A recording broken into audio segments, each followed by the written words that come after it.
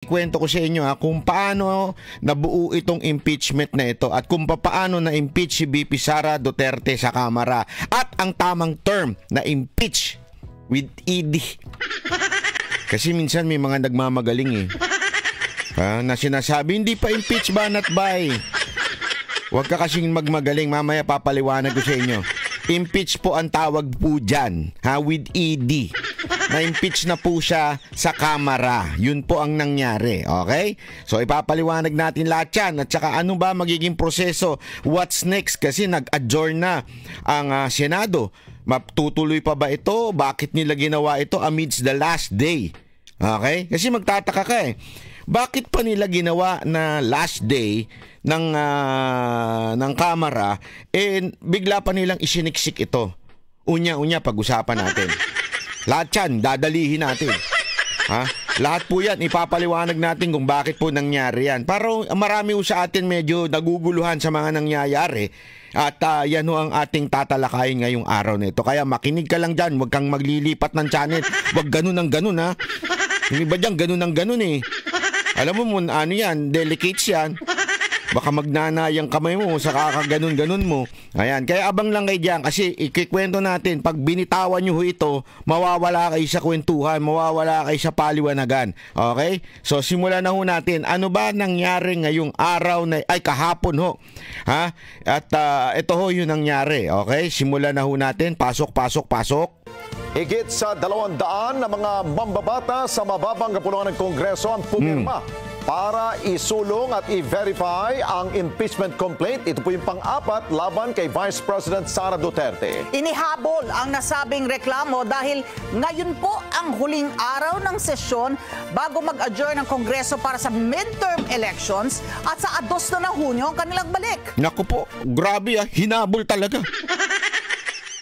Balita ko talagang hinabol kasi ang balita natin, may mga hearing pa ngayon, biglang i-cancel, biglang nag-text. Sabi, punta kayo doon sa sabi ni boss, ganun.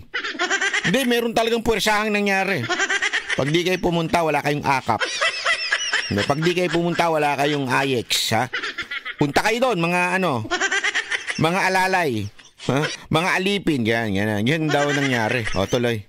Mabilis naman itong naipadala ng mga kongresista sa Senado kung saan inaasahan nilang maaksyonan agad. Kunin natin ang kabuang nangyari. Ito? Mga aktibidad sa mababang kapulungan ng Kongreso mula sa ating Alex, ang ika-4 na impeachment complaint laban kay Vice President Sara Duterte na isinulong mismo ng majority group sa pangunguna ni Senior Deputy Majority Leader Ilocos Norte at Presidential son Sandro Marcos. Nako? Aba? Bakit gayon? Akala ko ba ayaw? Hindi akala ko ba ayaw ng tatay mo na wala daw magandang maidudulot tong impeachment? Abay, bakit ikaw ang nanguna? Pero nagpapalusot yung iba mga congressman, hindi daw naman siya nauna. Pero siya ang una-unang pumirma. Tarantado rin nitong si Wag na, baka mamaya sasabihin naman nila, ayoko nang minumura kami. O sige na, wag na tarantado. Namo, yun na lang. Kasi yun ang bagong term ngayon, hindi raw mura yun. Sabi ni Bishop Sabi ni Bishop Abante, hindi daw mura yun. Paano ba naging Bishop yung namo na yan? Hindi kasi nagpapalusot meron ako napanood, si Chua, kilala niyo si Chua, napanood ko sa TV5, sabi niya, hindi naman siya ang nanguna. Ang dami niyang palusot Maganon-ganon pa siya, kesyo, matagal na tayong pinag-uusapan. Namo, hindi mura yan, sabi ni Abante Namo, Chua. Magpapalusot ka pa, unang-una nga siya nun sa sulat Nakita ng mga media yun na unang sa sulat at pumirma, tas sasabi mo hindi una. Namo. Ang nagsulong nito kasama si Senior Deputy Speaker Aurelio Dong Gonzales. Na ito ang pinirmahan ng 215 mga kongresista na bumuo ng Article of Impeachment na agad namang ipinadala ngayong hapon sa Senado. There's a motion to direct the Secretary General to immediately endorse to the Senate the impeachment complaint, having been filed by more than 1/3 of the membership of the House or a total of 215 members. Is there any objection? I object. The chair hears none. The motion is approved. The Secretary General is so directed. Matapos mabinbin ng mahigit isang buwan sa Office of the Secretary General, ang tatlong... Pinaspas nila, mantakin mo, ang tagal nilang pinahinga to. Ang tagal nilang ipinahinga ito. Nagsimula ito December 2 to be exact. Ang alam ko, correct me if I'm wrong. Pero alam ko, December 2 nagsimula ito December 2, meron na kagad impeachment. Ang haba ng pahinga, mantakin mo, the entire December, the entire January, even if, according to their rules, kailangan agad-agad na ipapasa ito at pagdidesisyonan. Hindi ginawa. In 2 months, bakit kanyo? Yan. Alam nyo, ito opinion ko, bakit kanyo? Kasi, alam nilang una, doon sa gagawin ng Iglesia ni Cristo. Medyo natakot sila noong una na sandali titingnan nga natin. Nung nakitang madami at nakita nila na nung kinokontra na nila may mga may mga inutusan silang mga bayarang troll na nagpapakalat ng kasinungalingan sa INC. Ang dami niyan. Ang dami nga nag-report sa akin ng mga taga-ANC. Bakit yung mga vloggers lang na DDS na pinapapunta ang dami nag-fake news sa amin. Sa iglesia, sa aming pinuno, hindi man lang pinatawag. Kasi nga, tinrabaho muna nila kayo. Nung pagkarally ninyo, tinrabaho nila kayo, siniraan muna kayo, sinubukan mo ng i-testing hanggang sa nakasunod. Ipakukulong dapat ang social media. Dapat ipakukulong yan. Kasi ang nangyari, after the INC, lumabas naman yung budget. Tingnan nyo yung yung pagkasunod-sunod. Yung fiasco sa budget lumabas. Okay?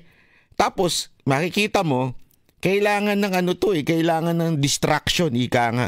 Kailangan ng diversion. Kailangan mawala ang tuon ng mamamayan doon. Okay? Paano mangyayari yon? Kung hindi ito itatapik ng mga vloggers. Ang problema, yung mga vloggers magaling. Kasi alam mo ito, walang biro ito. Pansinin ninyo. Ito lang, pansinin ninyo. Bakit ang mga loyalista ang tatangan ng mga vloggers nila? Hindi totoo, di ba? Hindi nyo ba napapansin? Pero pag Duterte supporter, mga Duterte vloggers, o masasabi mong nandito ang leaning, ang tatalino, di ba? Ang ginawa nila, they tried na magpalusot. Sinabi, you are a liar. Tapos eventually, aaminin ngayon ni Bersamin na hindi namin ito kasalanan. Ibig sabihin, may kasalanan. And eventually, umamin si Kimbo hanggang sinubukang salbahin ng mga ibang mga congressman. Lahat yan napasinungalingan ng mga vloggers.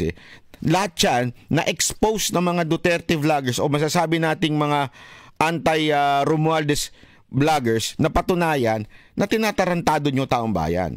And because of that, makikita nyo it's a trend.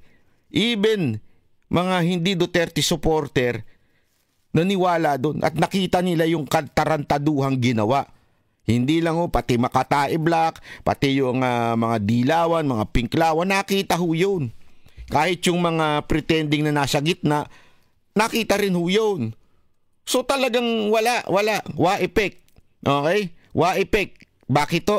Dahil nga araw-araw pinapaliwanag ito ng mga vloggers.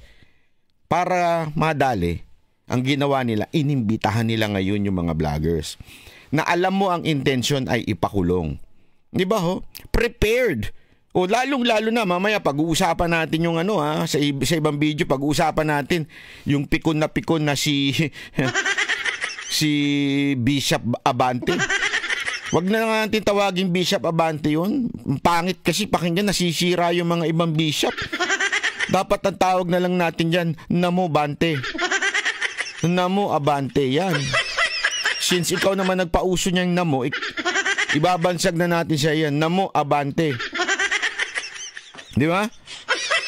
So nung kitang-kita mo prepared sila na pati si Paduano prepared na talagang ipakukulong yung mga vloggers. Sandali mga kababayan, matalino ang mga vloggers. Matalino ho yung mga DDS vlogger na quote-unquote DDS vlogger. Alam mo kung bakit? Matalino, inunahan sa Supreme Court eh. Prepared sila. As a matter of fact, nakatanggap ako ng tawag din. Kasi kasama po tayo dun sa 40 na pinapatawag. Nakatanggap din po ako doon. Ng tawag mula sa... Hindi ko nga ho alam eh. Kasi nga ho, busy-busyhan ako. Alam mo naman, pag ako... aware lang ako sa mga nangyayari pagka, alam mo yun, magbibideo na ako. Pero the rest of the day, may negosyo ako, may trabaho akong ibang ginagawa. So, hindi ko alam until tinawagan ako, kasama ka daw. Ang problema ho, papunta na ho ako ng Japan noon. Kasi naka-schedule na po ako, meron po akong negosyo dito na inaayos. So, sabi ko, pasensya na, hindi ako makakasama. Kahit gusto kong sumama. Kasi alam ko pupunta sila sa Supreme Court the day before eh. Sinasama nila ako kung gusto ko daw sumama, kasamang pipirma doon sa final nila.